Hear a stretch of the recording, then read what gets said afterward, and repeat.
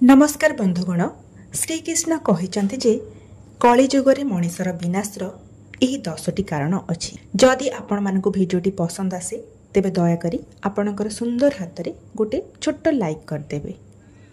Number 1, मागणा खाद्य एवं अत्यधिक कथबार्ता जेकोसी व्यक्ति को नष्ट करें।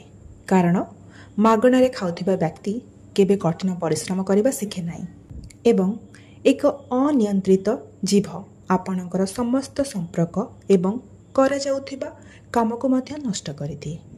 नंबर 2, अधिक टंका पाइबार इच्छा एवं एहाकू असावधानता वशतः खर्च करने मध्य जड़े व्यक्तिर विनाशर कारण होता है।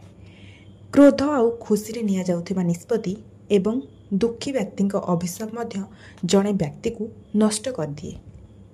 नंबर 4, अधिक निद्रार इच्छा एवं अन्य जड़े महिला पछरे पड़ा जड़े पुरुष को नष्ट कर दे थाए।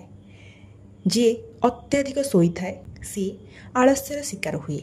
इतिहास एहार साक्षी। नंबर 5, जी अन्य नारी उपरे नजर पकाए से सर्वदा विनाशर सम्मुखीन हुए।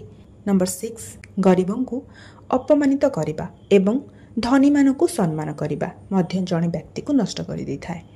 नंबर 7, श्रीकृष्ण कहते जे अत्यधिक क्रोध एवं अहंकार मध्य जड़े व्यक्ति को पतन आड़ को नहीं जाए। नंबर 8, क्रोध कबलित होगा मात्रे ज्ञान सेठारु चली जाए।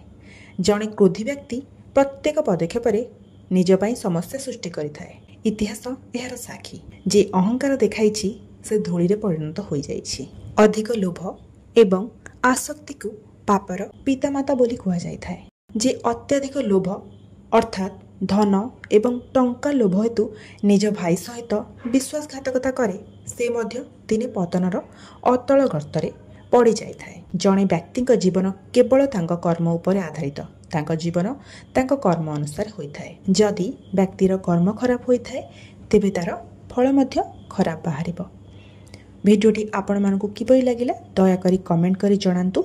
आपण मते आपणकर परामर्श मध्य पठाई पारिबे। जहाँ भी परामर्श भल एवं प्रेरणादायक मु सेगुड़ी को मो भिडियो रे अंतर्भुक्त करिबी। रहिली, नमस्कार।